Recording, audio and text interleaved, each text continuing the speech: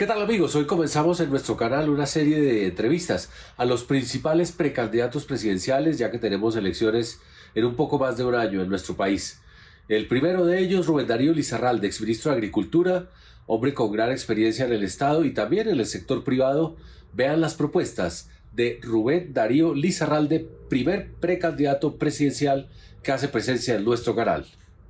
Yo creo que el más importante es que Colombia se enfoque en el futuro.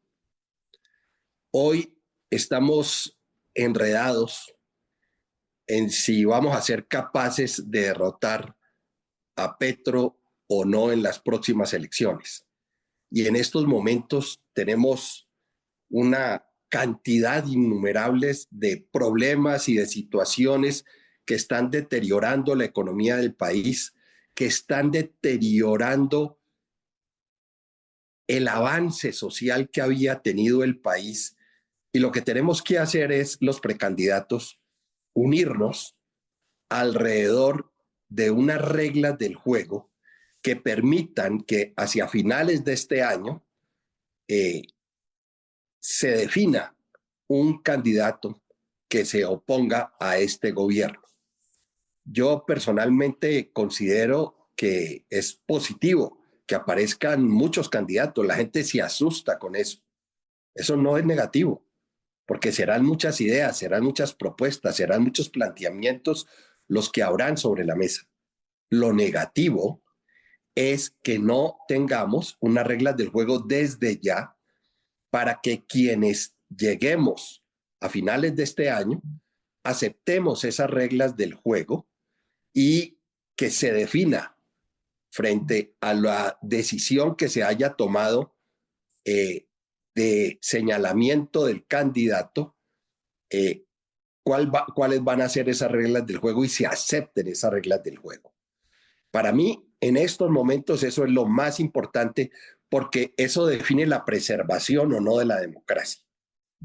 Aparte de eso, definitivamente es importante proponerle al país qué vamos a hacer, qué es lo que va a cambiar el rumbo de este país.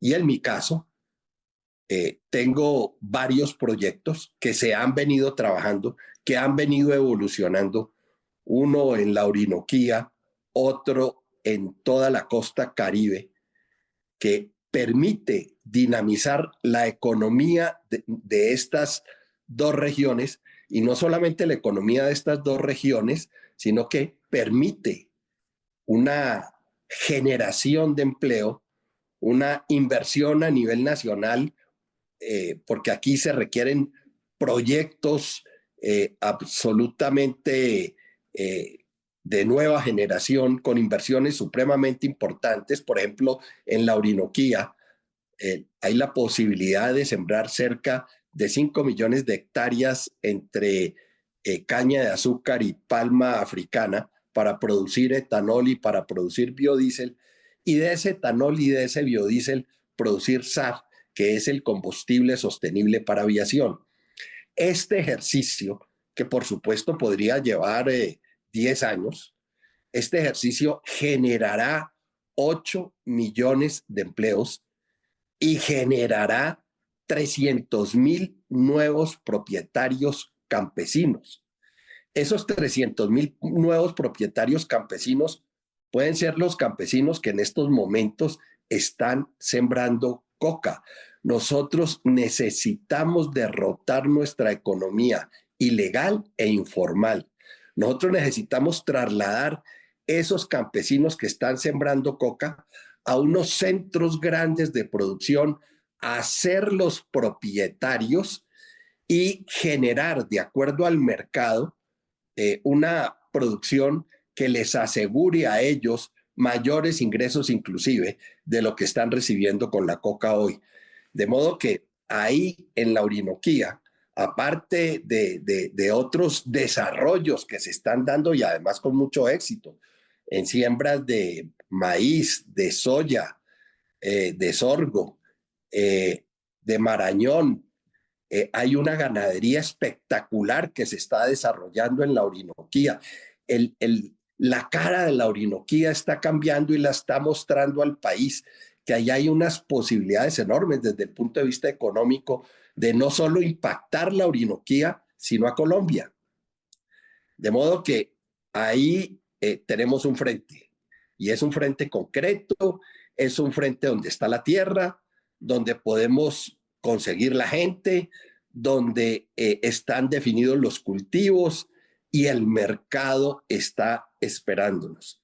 Nosotros tendremos la posibilidad de producir cerca de 75.000 millones de litros de SAF, que es el combustible para aviación sostenible, cuando el mundo va a estar demandando más de 350 trillones de litros de SAF. Esa es una oportunidad que no podemos perder. Y en la costa, nosotros podemos desarrollar todo un proyecto que ya está avanzado, que ya lo empezamos a trabajar, que se denominó en su momento el Diamante del Caribe y que le debemos mantener ese nombre, que permitiría hacer un canal por todo el Caribe, un canal estilo que se hizo en los límites de Siria y de Turquía. También un proyecto que puede requerir un desarrollo de cerca de 15, 20 años, pero que definitivamente impactará toda la costa Caribe y permitirá que permanentemente la costa Caribe esté en posibilidad de exportar a la costa esta de Estados Unidos, Canadá, a Centroamérica, al Caribe mismo y a la comunidad europea. Nosotros tenemos en el Caribe el segundo circuito más importante del mundo a nivel de transatlánticos turísticos. De modo que, reitero, Colombia tiene grandes posibilidades y no estamos hablando del petróleo y no estamos hablando de la minería y no estamos hablando del turismo. Este país no tiene por qué vivir lo que está viviendo en estos momentos. Y como candidato, lo que le ofrezco al país de verdad es una nueva vida, es una vida de trabajo, de resultados. No puede ser posible que los jóvenes colombianos no tengan claro si van a poder educarse o no. No puede ser posible que los jóvenes colombianos capaces y capacitados vayan a entrar a una universidad y por falta de recursos sus padres no puedan acceder a ella. Eso sí no puede ser posible. Y ahí es donde está la definición, el pivote central de si en este país vamos a realizar un verdadero cambio o no vamos a realizar un verdadero cambio. Porque gente tenemos, jóvenes tenemos, posibilidades tenemos, mercado tenemos, dinámica de negocios tenemos. Vamos a esperar a que económicamente, y no solo económicamente, sino desde el punto de vista del conocimiento, otros países nos esclavicen, porque es que nos estamos quedando y nos vamos a quedar. Yo les ofrezco un futuro completamente diferente al que hemos tenido. Ahora, quiero decirles lo siguiente, el 80% de mi vida ha sido en el sector privado, el 20% en el sector público. Yo sé cómo se manejan las empresas. He tenido la oportunidad de manejar crisis. Saqué adelante a Bioenergy, una empresa que se le quebró a Ecopetrol. La puse en el mercado en 2 años y ya hoy está dando utilidades. Anteriormente en el Magdalena Medio hicimos todo un ejercicio para sacar adelante a Indupalma, una empresa del sector palmicultor. Hicimos una reforma agraria desde el sector privado. El piloto de lo que yo estoy proponiendo para la Orinoquía lo hicimos en el Magdalena Medio. Y el gran proyecto está en Malasia. Felda es una gran empresa de campesinos, más de 1.000.000 de hectáreas. Nosotros estamos proponiendo que 1.500.000 de hectáreas sean de campesinos. Se puede. Ahora, podemos conseguir los recursos porque se necesitan recursos. Eso no se hace por obra y gracia del Espíritu Santo. Pero un inversionista analiza los ingresos, los costos, los gastos y el retorno. El mercado está, repito, tanto en la costa Caribe, en la Orinoquía y en la dinámica que se va a dar en el país. Aprovechémoslo, apostemos por proyectos serios, y el mío es un proyecto serio. Y advierto algo más, con toda la corrupción y los escándalos que hoy se están viendo todos los días en el país, yo tengo un presente y un pasado absolutamente limpio. Limpio.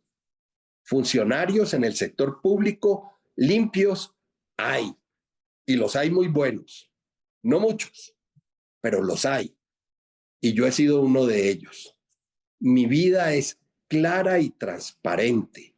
Y mi vida está para ustedes, dispuesta a dar la pelea para sacar este país adelante. Rubén Darío, usted fue hace poco más de 10 años ministro de Agricultura y en esos 10 años el campo colombiano pues ha cambiado muchísimo, los grupos irregulares han tomado más espacio, el narcotráfico ha crecido. ¿Cómo solventar ese problema de que en algunas regiones del país pues prácticamente es los grupos ilegales los que dominan el territorio y los que controlan las carreteras? ¿Qué hacer ante eso? Sí, realmente, tristemente, Jorge, no ha cambiado mucho. La situación es igual de dramática, lo era en ese momento. Inclusive cuando yo llegué al gobierno, llegué a hacer lo que había hecho en el Magdalena Medio, supuestamente se iba a hacer en el país. Presenté un proyecto de ley donde eliminábamos las UAF. ¿Qué son las UAF? Las unidades agrícolas familiares que le dan una limitación a la tierra. Y eliminábamos también los terrenos baldíos, porque hoy esos terrenos están ocupados. Muchos gobiernos han invitado a campesinos a que ocupen esos terrenos. Es lo que se ha llamado la colonización, pero nunca les dieron la propiedad de la tierra. La idea era precisamente liberar esos terrenos para que ganaran valor. ¿Y quiénes iban a ganar valor? Pues los que estaban allí, los campesinos que estaban y que siguen estando ahí, y que poco a poco se han tenido que ir entregando a las mafias, a las llamadas guerrillas y al llamado clan del Golfo. Todas son unas mafias. ¿Cuál es la forma de derrotar eso? Yo lo hice en el Magdalena Medio. Darle la oportunidad a los campesinos de que se vuelvan propietarios, pero no de tierra, de cultivo, de producción, de mercado. Se eduquen, se capaciten, porque lo que hoy están haciendo es entregar simplemente tierra. Eso no es fácil. No es fácil sacar adelante un proyecto productivo. Y no es fácil cuando no se tiene identificado un mercado. Entonces, lo primero que hay que hacer es identificar el mercado. Por eso se ha fracasado, inclusive desde el Plan Colombia, en la sustitución de cultivos ilícitos, porque han pretendido cambiar una hectárea de coca por una hectárea de otro cultivo. Además, no asegurando hacia el futuro al campesino ni la buena semilla, ni la fertilización, ni la financiación, ni la llevada al mercado del producto. Aquí estamos proponiendo todo lo contrario. ¿Y por qué lo estamos proponiendo? Ya lo dije, porque una hectárea de coca produce económicamente más que una hectárea de cualquier cultivo, de cualquier cultivo. Entonces lo que hay que sacar es a los campesinos de ahí. Hay que llevarlos a unos centros de producción donde ellos sean propietarios de cultivos lícitos, donde su mercado esté asegurado, donde se les capacite. donde tengan educación, donde tengan vivienda, donde tengan salud. El modelo econométrico está diseñado. Eso es una generación de riqueza a la que se va a dar, inclusive para el mismo Estado, porque hay que pagar impuestos. Y en los sitios donde hay coca, llevaríamos a las reservas militares no solo a que siembren árboles, foresten esos sitios, sino a que mantengan esos sitios libres de coca. Porque si unos salen de ahí, ese espacio pueden ser ocupados por otros. De modo que hay que cuidar que esos espacios no sean ocupados por otros. Y en ese sentido, tenemos que ocupar también con seguridad el territorio, porque al territorio le tenemos que dar seguridad. Entonces, no necesariamente a los mafiosos se les derrota con armas. Por supuesto que hay que tenerlas, por supuesto que hay que ser disuasivos, pero la mayor derrota es dándole la oportunidad a los campesinos, que la única oportunidad que tienen es sembrar coca o sembrar amapola, para que entren a un proceso productivo seguro, con mercado seguro, que les dé segura la posibilidad de vivir bien. No solamente de tener un ingreso, sino de vivir bien y de darle una oportunidad enorme a sus hijos. De modo que en el Magdalena Medio, nosotros promovimos la propiedad en más de 4.000 hectáreas para que se sembraran 3.000 hectáreas de palma, donde cada uno de los campesinos fue dueño de 10 hectáreas en común y pro indiviso. Es decir, ellos sabían que tenían 10 hectáreas, pero no tenían identificadas sus 10 hectáreas. Ellos manejaron y siguen manejando su proyecto como un gran proyecto. Ellos son grandes propietarios. Obviamente es una comunidad. Hoy esos señores no tienen 3.000 hectáreas sembradas de palma. Esos señores que al principio no sabían leer y escribir, el 75% de ellos. Hoy tienen 5.500 hectáreas sembradas de palma en cerca de 8.000 hectáreas de tierra en el Magdalena Medio, donde la tierra es costosa. De modo que ahí hicimos una revolución económica desde el sector privado. Pero además, ¿por qué la pudimos hacer? Porque lo hicimos dentro de un modelo que le permitió a esos campesinos pagar la tierra y el cultivo.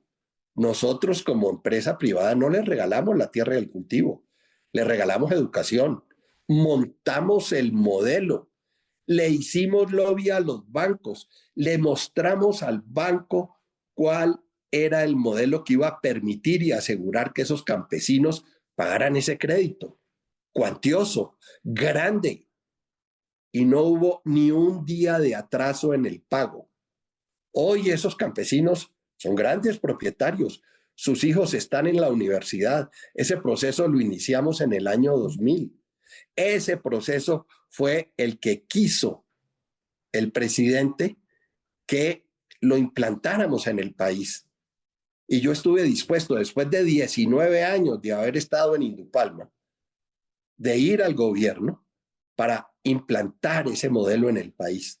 Y lamentablemente, como se iniciaba un proceso de negociación de la paz con las FARC rechazó ese proyecto, obligó a que ese proyecto se retirara, condicionó la continuidad de las negociaciones a que ese proyecto no siguiera adelante. Y bueno, no siguió adelante el proyecto y no siguió adelante el ministro, porque yo llegué a hacer un ejercicio que le iba a permitir al país ganar una fortaleza en la ruralidad que permitiera derrotar los cultivos ilícitos. No se pudo. Ahora ofrezco hacerlo yo bajo mi dirección con un equipo que me está acompañando, porque esto solo uno no lo puede hacer. Esto se tiene que hacer en equipo y hay una cantidad de gente experimentada y dentro de esa cantidad de gente están esos campesinos que ya hoy son propietarios, que recibieron educación, que sus hijos están en la universidad, que su vida cambió para ellos, completamente dispuestos a contarles al país cómo sí se puede, cómo las cosas se pueden hacer, las cosas que mucha gente dice que es imposible de hacer, se pueden hacer y lo hemos hecho. Rubén Darío, por último, un gran problema que tiene Colombia es que, pues, por cosas de la vida y lo que ha pasado con los otros países, estamos en una coyuntura delicada frente a Estados Unidos, frente a otras naciones, y el siguiente gobernante va a tener que recomponer esas relaciones, buscar unos acuerdos diplomáticos. ¿Cómo ve usted la solución a esos problemas que hoy tiene Colombia? La verdad, ahí lo que se requiere es voluntad política.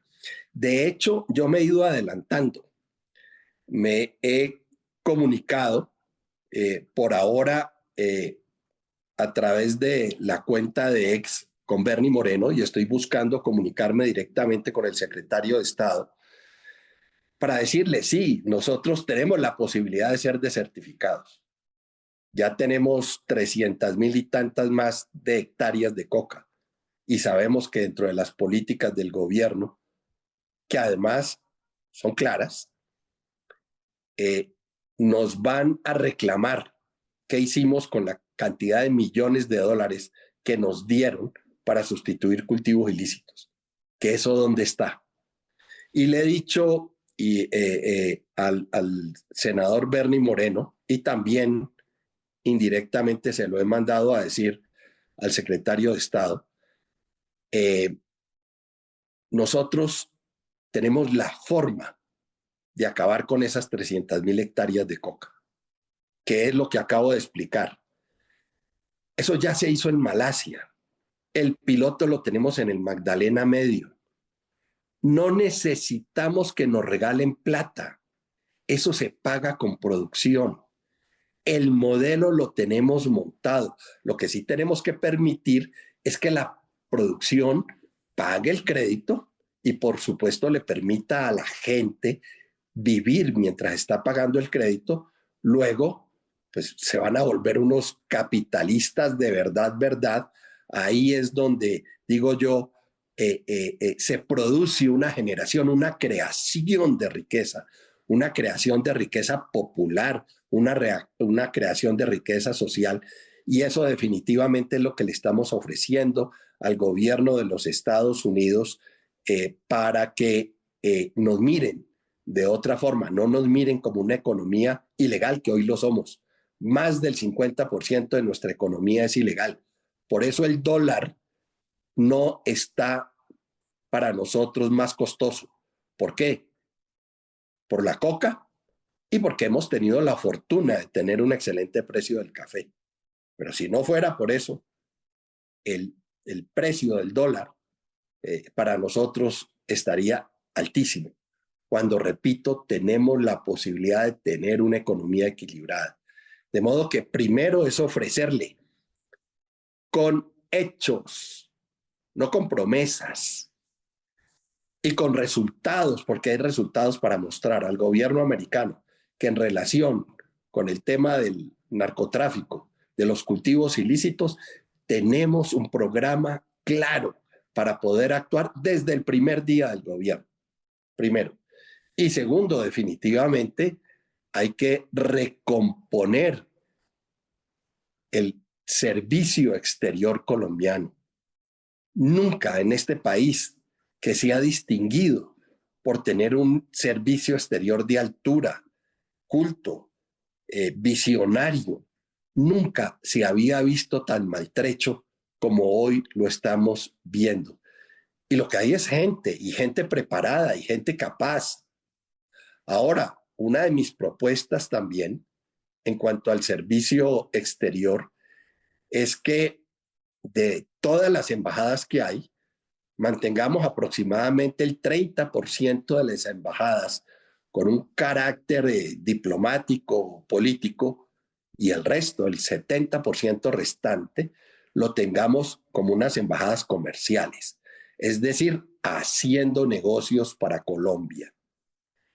Y la oficina o la embajada que mantenga la dinámica de los negocios que le permita demostrarle al país que está produciendo negocios, primero para sostenerse y segundo para alimentar el aparato productivo colombiano, se mantendrán. Las que no, se cierran, porque no hay ninguna obligación ni necesidad de mantener unas embajadas que nada le producen al país. Esa política del costo-beneficio la vamos a aplicar y la vamos a aplicar en el tamaño del Estado y la vamos a aplicar en todos los costos y los gastos que hoy mismo estamos viendo, lamentablemente, que caen en la bolsa de la corrupción, pero que estamos viendo que las instituciones y la institucionalidad se está deteriorando porque hay muchos costos y gastos que no producen. Y lo estamos viendo en salud, y lo estamos viendo en energía, y lo estamos viendo en infraestructura, y lo estamos viendo lamentablemente en cuanto contrato mueve el Estado colombiano. De modo que aquí hay mucho por trabajar, hay mucho por hacer. Yo invito a los colombianos y a los colombianos capaces, a los colombianos preparados, los invito a que me acompañen, porque hay muchos colombianos que están necesitando de nosotros para que nosotros no solamente ordenemos este país, sino sus vidas. Hay muchos jóvenes que no tienen ni siquiera la capacidad de ir al colegio, ya sea porque sus padres no tienen la capacidad de orientarlos, o ya sea porque económicamente ni siquiera tienen la capacidad para poder comer e ir de una forma alentada a recibir un proceso educativo. Aquí hay muchas áreas en las que estamos botando muchos recursos, pero hay muchas áreas donde nosotros necesitamos orientar recursos para salvar a muchos colombianos que en estos momentos están expuestos. Y uno de los expuestos, fíjese, la pequeña empresa, la microempresa. Hoy se está tramitando una reforma laboral que puede acabar con muchos empleos y con muchos empleos formales de los poquitos que hay, porque el más del 50% de los empleos en Colombia son informales. En mi gobierno, a la pequeña empresa y a la microempresa, los empleos que genere, le vamos a pagar la seguridad social, porque sabemos que ellos no pueden pagar la seguridad social, no tienen con qué pagar la seguridad social. Pero nosotros tenemos que promover ese emprendimiento, tenemos que promover ese esfuerzo empresarial, lo tenemos que apoyar. ¿Y cómo lo apoyamos? Pues pagándole la seguridad social a sus trabajadores. De modo que aquí tenemos una variedad de decisiones que no son difíciles, que son claras, que lo que necesitamos es gente para administrarlas y que el país tiene esa gente que está dispuesto a aportar, está dispuesto a ayudar a cambiar ese país. Y eso lo ofrezco yo también. Ofrezco toda mi vida para entregársela a este país y no dejar que este país llegue al hueco al que nos quieren llevar los señores progres y los señores de este gobierno. Colombia se merece lo mejor. Jorge, muchas gracias, muy amable y un abrazo muy grande.